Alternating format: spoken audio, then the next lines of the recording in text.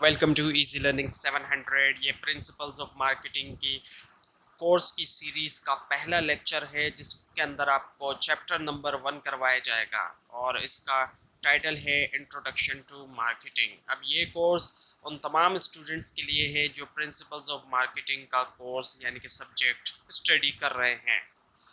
So musics to आप marketers air. अब कुछ बस वर्ड्स हैं जो आपने सुने होंगे, कुछ सेंटेंसेस हैं जो लोग अक्सर बोलते हैं जब उनको कोई ब्रांड या कोई प्रोडक्ट पसंद होती है। They are the best, I always eat there, यानी मैं हमेशा यही खाना खाता हूँ। I only fly with that airline, sorry मैं हमेशा इसी एयरलाइन में सफ़र करता हूँ। I buy my electronic at that store, में उसी स्टोर से अपनी इलेक्ट्रॉनिक का जो सामान है वो ख़रीदता हूँ। I will prefer to go in that school, में उस स्कूल में जाना प्रेफर करूँगा। तो ये कुछ सेंटेंसेस हैं जो लोग अक्सर बोलते हैं जब उनको कोई ब्रांड कोई प्रोडक्ट पसंद होती है उसके बारे में। सो व्हाट इज़ मार्केटिंग एनीवेज। अब आपको कुछ यहाँ पे वर्ड्स नज़र आ रहे होंगे मार्केटिंग से रिलेटेड, जिसमें एडवर्टाइजिंग है, सेल्स है, कैटलॉग है, प्रमोशन है, सर्विसेज है, डिलीवरी है, ई कॉमर्स वगैरह है। सो इसकी डेफिनेशन देखते हैं, इसके बाद फिर आपको समझ में आएगा कि मार्केटिंग क्या है। सो मार्केटिंग क्या है? The process of creating consumer value. एक ऐसा प्रोसेस है जिसके ज़रिए क्रिएट की जाती है consumer value in the form of, किसकी फॉर्म में? गुड्स की फॉर्म में, सर्विसेज की फॉर्म में और आइडियाज़ की फॉर्म में। Date can improve the consumer life, जो कि कंज्यूमर लाइफ को इम्प्रूव कर सकता है। सो कंज्यूमर जब इस्तेमाल करता है गुड्स सर्विसेज या आइडियाज़ का, तो उससे क्या होता है, उसकी जो लाइफ होती है वो इम्प्रूव होती है। What is marketing. अब कुछ और देखते हैं मार्केटिंग के बारे में ताकि आपको क्लियर हो जाए ये बात शुरू में ही कि मार्केटिंग है क्या। अक्सर लोग कंफ्यूज होते हैं मार्केटिंग के बारे में कि मार्केटिंग असल में है क्या। So more than selling and advertising, marketing जो है वो सेलिंग और एडवर्टाइजिंग से ज़्यादा है। ज़्यादातर लोग मार्केटिंग जो है वो सेलिंग या एडवर्टाइजिंग वगैरह को समझ रहे होते हैं, जबकि सेलिंग और एडवर्टाइजिंग से ज़्यादा है मार्केटिंग। सेलिंग और एडवर्टाइजिंग सिर्फ पार्ट है, हिस्सा है मार्केटिंग का। मार्केटिंग में सेलिंग और एडवर्टाइजिंग के अलावा भी बहुत सी दूसरी चीज़ें हैं। Identifying and satisfying customer need, marketing में क्या होता है, आइडेंटिफाई किया जाता है और सेटिस्फाई किया जाता है जो कस्टमर की नीड्स होती हैं, जो उसकी ज़रूरियात होती हैं वो। एंड रेंज ऑफ एक्टिविटीज़ हैं जिसमें मार्केटिंग मिक्स है, यानी कि 4 P's हैं, प्रोडक्ट, प्राइस, प्लेस, प्रमोशन। इसकी डिटेल जो है वो आगे आएगी तो क्लियर हो जाएगा। So what is marketing. Marketing में क्या होता है कि learning to make what you can sell versus selling what you can make, यानी कि मार्केटिंग में आप ये सीखते हैं कि वो चीज़ बनाई जाए जिसको सेल किया जा सकता है, जिसको सेल किया जा सके वही चीज़ सिर्फ बनाई जाए, ये होता है मार्केटिंग के अंदर।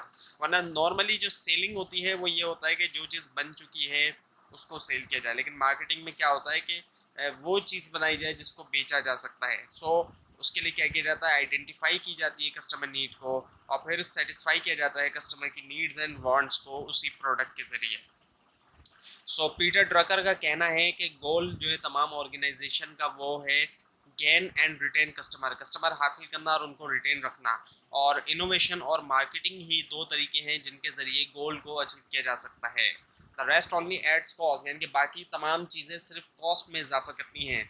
यानी कि मार्केटिंग और इनोवेशन ही दो इम्पॉर्टेंट टूल्स हैं अचीव करने के लिए गोल्स को, यानी कि कस्टमर को हासिल करना और उनको रिटेन रखने के लिए मार्केटिंग और इनोवेशन दो इम्पॉर्टेंट तरीन जो है वो टूल्स हैं। सो मार्केटिंग में क्या होता है कि it involve having the right product available in the right place at the right time and making sure that the customer is aware of the product, यानी कि सही प्रोडक्ट जो है वो अवेलेबल हो सही जगह पे, जहाँ पे जिस प्रोडक्ट की ज़रूरत है वो वहीं पे अवेलेबल हो, एट द राइट टाइम, सही वक्त पे अवेलेबल हो। जैसे गर्मी के अंदर बर्फ़ है या ठंडे मशरूबात हैं वो अवेलेबल हो। And make sure that the customer is aware of that product, of the product. और इस बात को भी यकीनी बनाया जाए कि कस्टमर भी जो है वो प्रोडक्ट के बारे में अवेयर है, उसको पता है कि ये प्रोडक्ट है। आप सपोज़ करें आपको किसी प्रोडक्ट की ज़रूरत है और वो आपके करीबी स्टोर में भी अवेलेबल है, लेकिन आपको पता ही नहीं है कि वो अवेलेबल नहीं है और आप कहीं दूर जाके वो प्रोडक्ट लेते हैं, तो ज़ाहिर बात है कस्टमर का अवेयर होना भी बहुत ज़रूरी होता है। अब आपके सामने मार्केटिंग पजल है जिसके अंदर दरमियान में कस्टमर है और उसके साइड पे उसके चारों तरफ 4 पीस मौजूद हैं। कस्टमर दरमियान में इसलिए क्योंकि कस्टमर जो है वो किंग है या बॉस है एक तरह से, क्योंकि मार्केटिंग का मकसद ही ये होता है कि कस्टमर को सेटिस्फाई किया जाए। जो भी कस्टमर की नीड है या वांट है उसके मुताबिक ही प्रोडक्ट्स को बनाया जाए और कस्टमर को सेटिस्फाई किया जाए। इसी वजह से कस्टमर जो है वो किंग है या बॉस है। और 4 पीस है मार्केटिंग के अंदर: प्रोडक्ट, प्राइस, प्लेस और प्रमोशन। इनको मार्केटिंग मिक्स भी कहा जाता है। अब आपके सामने सिंपल मार्केटिंग सिस्टम की ये इमेज मौजूद है, जिसके अंदर एक तरफ प्रोड्यूसर है और एक तरफ जो है वो कंज्यूमर है।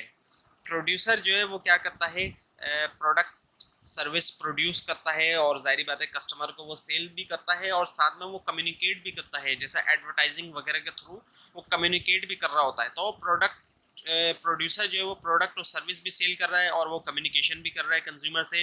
दूसरी तरफ अगर हम देखें कंज्यूमर जो कि राइट हैंड पर है, तो वो उसके पास पैसा है और वो पैसा जो है वो देता है प्रोड्यूसर को प्रोडक्ट्स के बदले में। प्रोडक्ट या सर्विस के बदले में वो पैसा दे रहा है प्रोड्यूसर को या सेलर को, और साथ में फिर वो फीडबैक भी दे रहा होता है कि प्रोडक्ट जो है वो कैसी है। तो ये है सिंपल मार्केटिंग सिस्टम। सो 4 पीस ही कॉमन है मार्केटिंग के अंदर: प्रोडक्ट, प्राइस, प्लेस और प्रमोशन। लेकिन कुछ बुक्स में आपको 6 या 7 पीस भी मिल जाएंगे।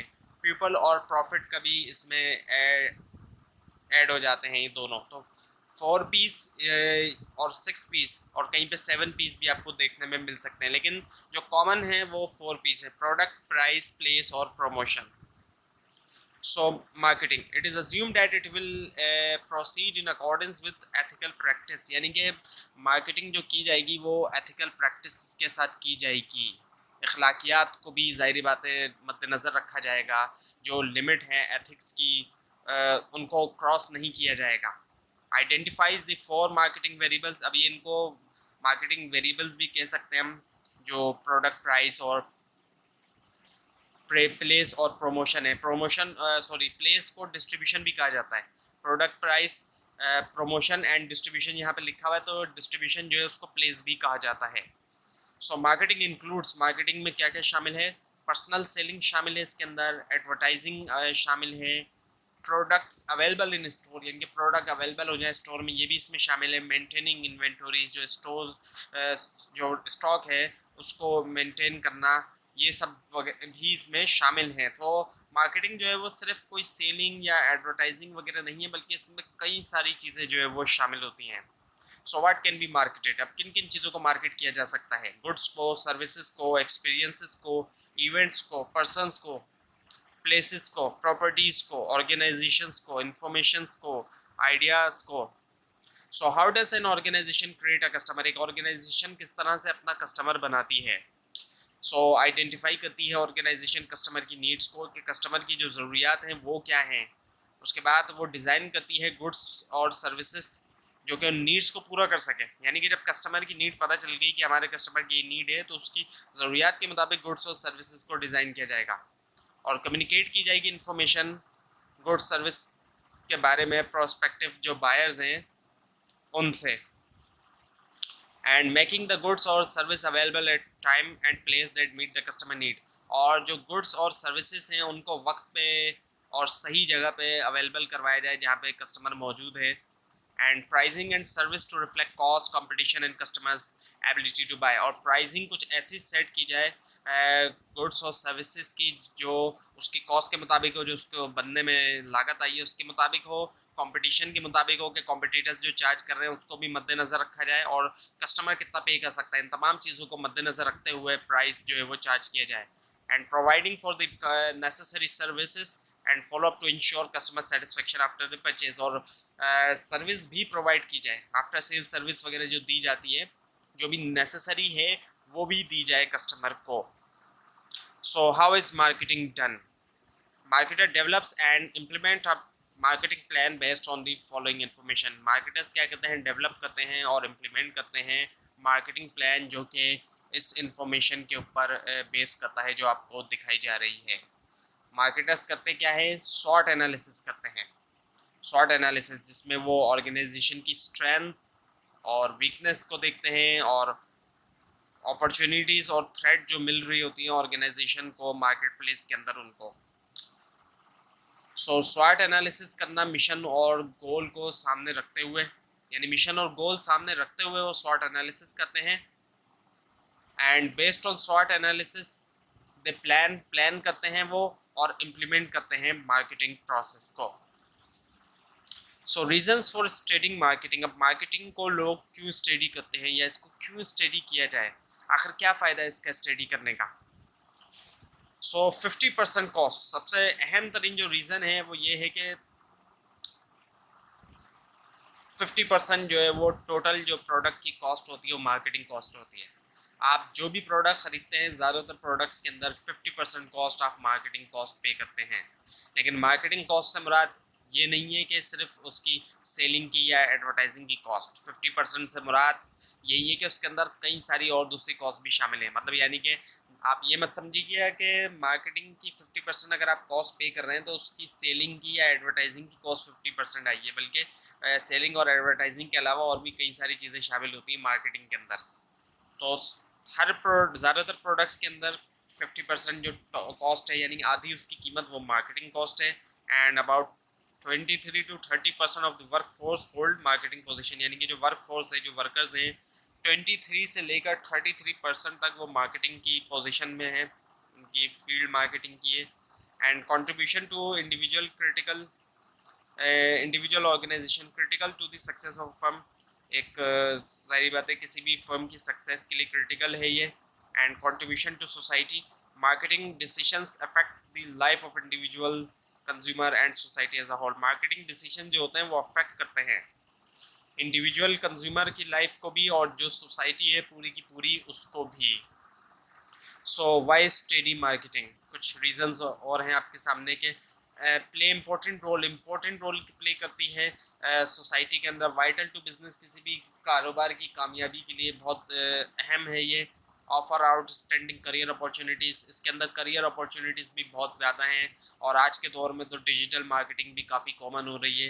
And affects your life every day, और रोज़मर्रा की जो ज़िंदगी है उसको अफेक्ट करती है।